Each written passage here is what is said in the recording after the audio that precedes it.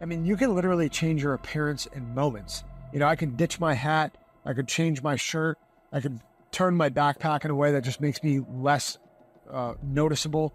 So think about the things that you can do immediately to lower your profile. Really, that's what you're trying to do. The information in this podcast is for entertainment and educational purposes. Our informational content cannot address all dangerous situations and cannot guarantee your survival or prevent injuries when the unexpected happens. The decision to carry a firearm, either for recreation or for personal defense, carries the risk and potential for injury and/or death. Therefore, it is advised that you seek out and acquire proper training before using a firearm or any firearm-related product.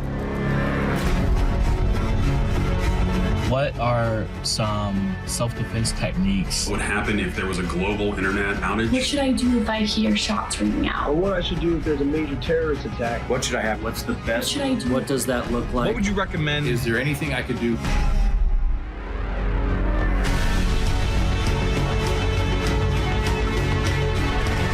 All right, guys, welcome back to Dangerous Questions. This is part 2 of the Bug Out series. We've been talking about everything from what to do when we evade town to how do we fortify our home. And we talked to Clint Emerson on the last video live. A lot of digging into what to do in these scenarios. Like every other time you guys are sending these questions, we get to break them down together. And we've been hopefully adding value to your life. And you guys have been enjoying these episodes. So let's kick it off with our first question on this second part to the episode. This is Dangerous Questions, an Ironclad original. Let's get after it. When traveling by foot out of a dangerous area, what's the best way to evade detection and not to be followed? Okay, so it's a dangerous area. There's a higher threat than normal, and you're just looking to evade detection. Well, immediately I'm starting to think of, well, what's the area that I'm in? If you're the gray man, or you're doing surveillance, or you're doing anything in a specific environment, as we know, every environment's different. If I go downtown Virginia Beach and I go to San Diego and I go to Florida and I head over to Europe and I go to Rome, it's going to be different. The dress, the vibe is going to be different everywhere I go. So first and foremost, it's about kind of understanding where you are, the environment that you're already in. Are you already blending in? Because that's going to set you up for success. Now, if it becomes dangerous and I got to get out and I'm looking to not be detected, I want to keep as low profile as possible. Could I go in, use a tunnel or a subway or something to get out of there? Yes, you might have an option like that too. You know, maybe you go building to building and it's really, really dangerous in the middle of the street where there was just an active shooter scenario and you're just trying to break contact. But let's talk about realistically if you actually have to be out in the open and not draw attention to yourself or to become a target. I mean, you can literally change your appearance in moments. You know, I can ditch my hat, I could change my shirt, I could turn my backpack in a way that just makes me less noticeable. So think about the things that you can do immediately to lower your profile. And really, that's what you're trying to do. Understanding your profile is a principle that we apply to not only our situational awareness and de-escalation avoidance course that we have on our website, but ultimately you have to be aware of that ahead of time. Then match it to the environment that you're in. So if you're trying to evade and get out of there, the first thing I want you guys to do is really think about how you can blend in, fit in, and just kind of fade away in that environment. Don't draw attention to yourself. If you feel like you're drawing attention to yourself, you probably are. So what can you immediately change about your behavior? Maybe it's the way you're walking, what you're carrying, what you're wearing. Look to change that. That way you are reducing your profile and you're able to slip away. Hopefully that helps understand, at least if I'm trying to get out of this dangerous area and break contact, those are some simple things that you can do, but you won't do them if you don't have a level of awareness. So be aware of your profile. This is Corey from Virginia Beach. My question is, what is the most versatile, durable firearm that I can invest in, especially if I find myself in a bug-out scenario? Okay, local Virginia Beach. So thank you for the question. Looks like they're like right down the road on the street. So that was cool we got this question, but he asked what is the most versatile, durable, go-to firearm in a scenario where I might have to leave my house, I might have to break contact. And I've said this for years at this point, which is why I talk about the AR platform so much. The AR platform is tried and true. Here's what I'll say though. You're looking at versatility and you're looking at durability and reliability. Don't buy cheap. If you're looking to have a firearm that you're looking to depend your life on, don't buy a cheap firearm. Please go buy a reputable gun that is a very efficient and effective platform that's out there. Do your research. There's a lot of great companies out there that offer some really quality firearms. And in most cases, you're going to get what you pay for. Don't take a cheap route by going to grab, some bushcraft or some lower brand name. Buy a quality platform. Here's the other thing about the AR platform. There's pros and cons to its versatility, and that's the amount of stuff that you can put on it. Every company out there is making, grips and lights and sights and optics and, backup sights and stocks. That's great. Those are something to invest in as well. But what I want you to think about is that when you buy your platform, I'm really particular about making sure I buy an upper and a lower that matches and seamlessly goes together and works together and is made to work together, because there's some guys out there taking shortcuts. And sometimes when you try to build a gun, if you don't know what you're doing and you're just trying to slap stuff together, like, oh, I'm going to buy this lower receiver for $70, and then I'm going to slap a trigger assembly in there, and then I'm going to put an upper together. If you're not a gunsmith and you know what you're doing, you really can cause more issues and malfunctions and reduce your reliability over time. So don't go trying to put a gun together if you don't know what you're doing. I really encourage you to invest into a platform that comes together the way it's supposed to be. Again, if somebody's asking me what car they should buy, I'm not going to go tell them to go put a bunch of aftermarket parts on their car if they don't know what they're doing, and they're not going to do it with care. I'm going to tell them to go buy a great vehicle that comes with factory stuff that's going to be really, really reliable for a long period of time, and they can beat the heck out of it, and it's going to last, and it's going to be there when they need it their most. That's much like the AR platform. So great live question that we had from him. And again, apply that to your life. You can break it down, even throw it into a backpack. You pull the pins out, you break it down upper, lower, throw it in a backpack, and you're moving. Within a matter of 30 seconds, you have the gun out, pins popped in, gun loaded, and ready to go online. That's if you even need to break it down. But it's a really versatile platform that I think that anybody that's concerned about this type of thing and has any type of trading should have in their arsenal. So the AR-15 platform, don't buy cheap. All right, let's see what the next question is. If phones and GPS are out, they're down, what kind of gear can my family and friends have to stay in contact? Okay, we've talked and hit on this in the past about how to communicate. I talk about this with my family often. My primary goal is to keep my family unit together. So my children, my wife, those are in my immediate area. Now, if internet and GPS and phones are truly down, well, there's really not much out there except a two-way radio and some other possible satellite, like aftermarket or commercial satellites that are being utilized. Hopefully those are still up and running. GPS is kind of a touchy thing. It feels like it's uber reliable because every single time that you've jumped into a car or a boat, it's there when you need it, but it can go down and it can be unreliable in that sense. So I'm going to make sure that I've got some simple two-way radio on me. Even the things that you buy, the walkabouts, whatever they are, ICOM radios, that I could simply just say, hey, babe, here's this. You're on this frequency. Stay here. I'm going to move over here. It's going to take a lot to be able to jam that frequency in a very localized area. So that immediate comms can be important. If I have to run out, if I have to go get food or water or talk to a neighbor, that's going to be something that's helpful. I think everybody home should have something with two-way radio communication. Again, don't buy cheap. Buy something that's reliable and that you can utilize. The batteries as well. There's a lot of things out there that take rechargeable batteries. I'm not as much of a fan, and they are coming a long way. So again, if you buy something quality, it may last a while, but I see those statistically. You go to break them out, and they don't work for more than 10 minutes, and they end up dying.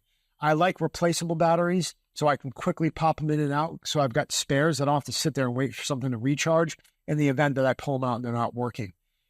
Also, just think about the sense of your friends and family. It's going to be more important to know where they are and to be able to link up than it is to be able to communicate with them. If all comms are down, this is where I talk about rally points. This is where we talk about, the acronym PACE, right? We just said that in the last video with Clint. Again, I'm bringing that up. Have a primary, have an alternate, have a backup, have something that you can rely on to be like, look, if we don't know where each other is, comms completely go down, I know that I'm going to meet you at this point.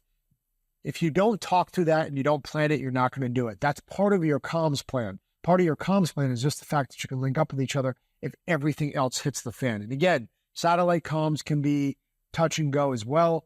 There's some decent ones that you can rely on. Do your research. They're constantly changing. Companies are constantly offering different things. If you have the money in the budget, you could have some type of a satellite communications backup plan. This episode is brought to you by Horizon, an American Saga, from the Academy Award-winning director, Kevin Costner. You're not going to want to miss this one. It's raw. It's real. As I watched this and I reviewed this, it brought my heart into all of it. I mean, right away, it's starting with faith. You know, they had Psalm 23 in there. There was some very visceral experiences, and Kevin Costner did a great job with that. But the raw scenarios that these guys are in, I can't help but to run through what would I do in those scenarios and hopefully share some of that with you guys as well. All right, guys, this 4th of July, make Horizon part of your celebration. Don't miss Horizon, an American Saga, with Chapter 1 being in theaters on the same day as Operation Red Wing, June 28th, and Chapter 2 in theaters August 16th. Join the Frontier Pass at fandango.com for exclusive content and tickets.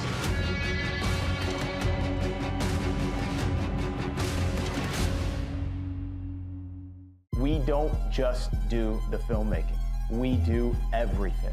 We've taken a case study of over 30 projects that we've done over the past 15 years, and we put together what we believe is the most effective and efficient content funnel for brands. They need content on a daily basis. They need to be talking to authentic end users. We want your team to bring its most challenging problems and allow us and our team to apply our proven methods to your brand to take it to another level.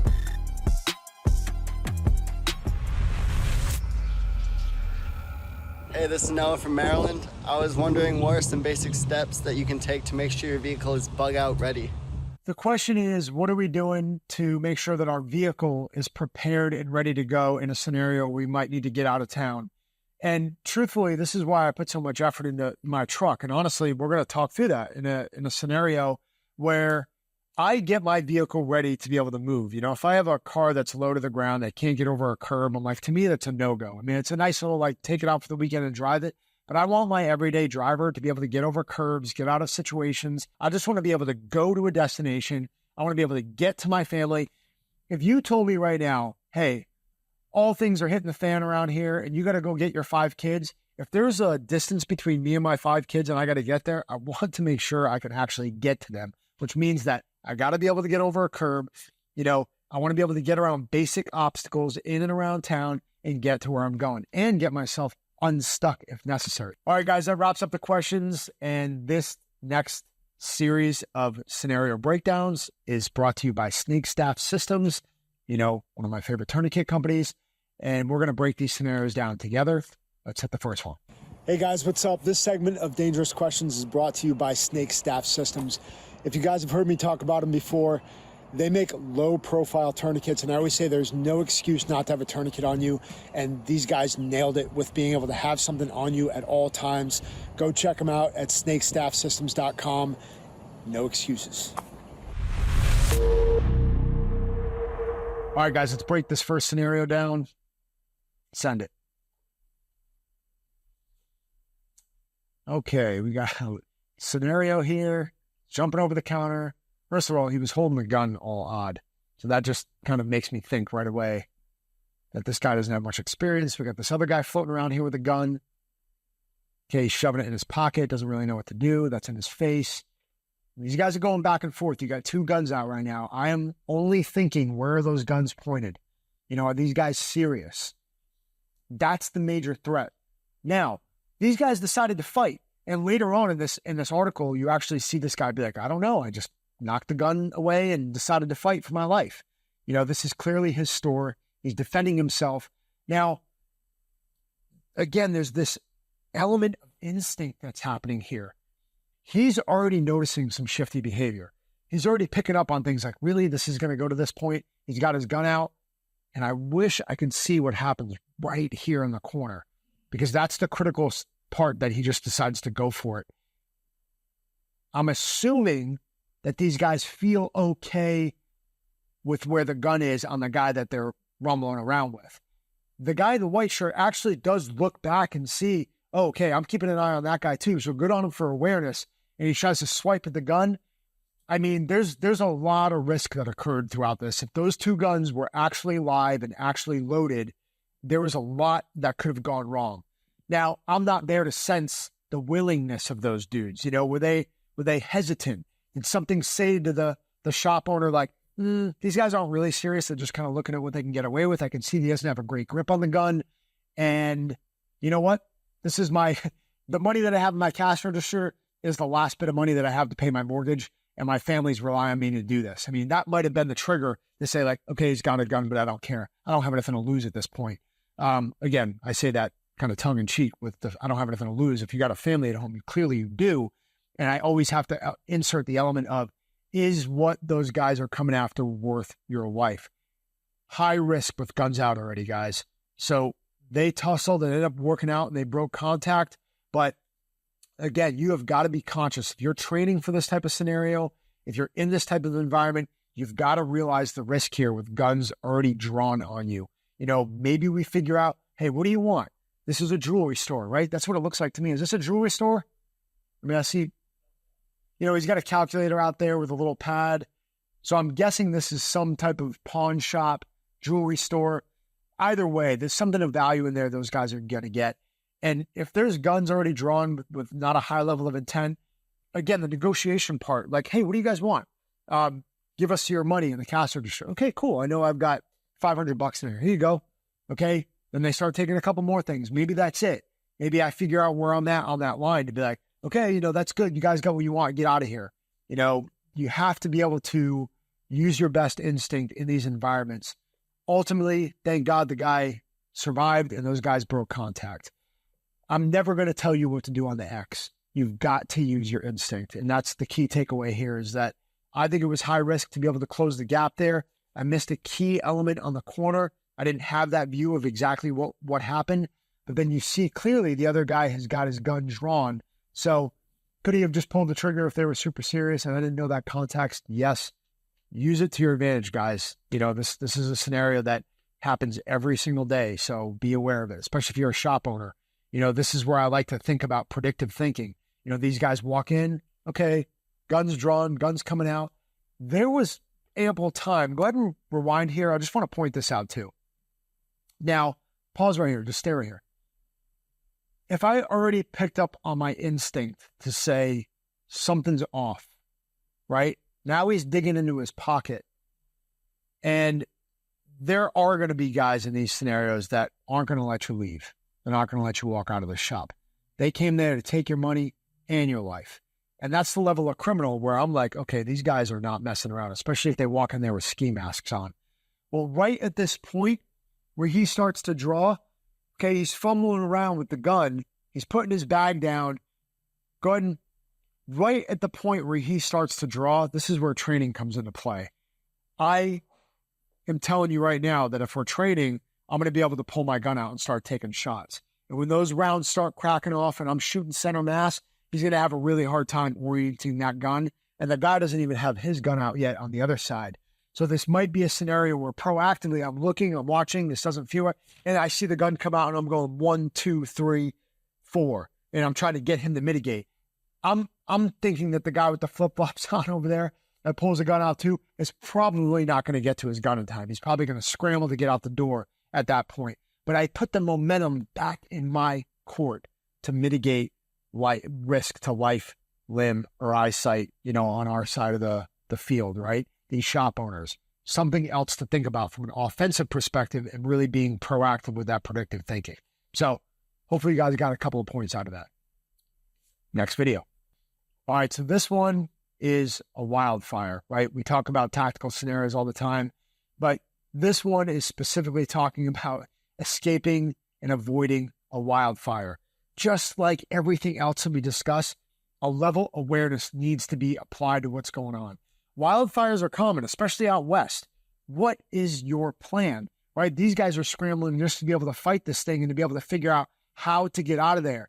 So knowing your routes, knowing where you're going to get backed up against, knowing where there's areas that is there water, Is there a road? Are there spots that are not going to get engulfed like everywhere else? You've got to be able to know your plan before the fire even starts. That's the same thing with your house, guys. There's simple things that you can do from a wildfire perspective where you can see it coming way before it gets to you. And honestly, I think a lot of people lose their lives, unfortunately, it's because of scenarios like being stubborn or not wanting to move. Clearly these guys went into the fight. They are in the middle of this. This is like the worst case scenario for them, right? And they're all jumping back in, realizing that they're surrounded by fire. Now they've already got a little bit of training. They've got a level up on some people because they're willing to deal with this. But ultimately, they are almost trapped at that point and realizing that they got to blow through, right? If I've got something on the pavement and I'm staring at fire behind me and in front of me, you've got to make a decision at some point. You can't just sit there. You've got to move and take action.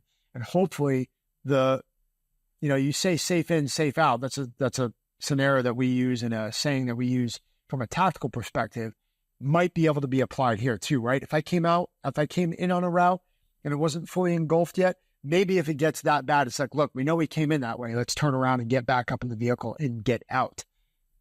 Major thing with even looking at a scenario like this that gets really bad real quick is know your routes, know your awareness, and know what's going on around you. If I get too fixated on one thing and I'm not looking at the fire coming in that's flanking me, and then I turn around like, oh, hey, how'd that happen? It could have been avoided. Again, hats off to these guys that do this every day and get out there and get after it. I mean, it is no joke. These guys that are putting in the work and going out to fight fires. It's dangerous work. And, you've got to know your environment and be able to communicate with your team. I think that's part of it too, right? These guys are like, get in the vehicle. You're waiting on that last guy, which clearly jumps in here and just shoves himself in the middle of the car. Those could have been the seconds that counted. So good communication, good teamwork, and get out that safe route or wherever your plan was. So again, not uncommon that we'd see a scenario like that in these situations. All right, guys, that wraps up the video scenario breakdowns. As always, we appreciate your support. We appreciate everything you're doing, sharing these videos. There's life-saving information in here. Sit down with your loved ones. Share it on social media. Get this information out there because my heart is in this. I want to make sure that you guys are better in the event that you encounter one of these life-threatening situations. Thank you for all your support on Dangerous Questions, an Ironclad original. God bless all of you. Peace.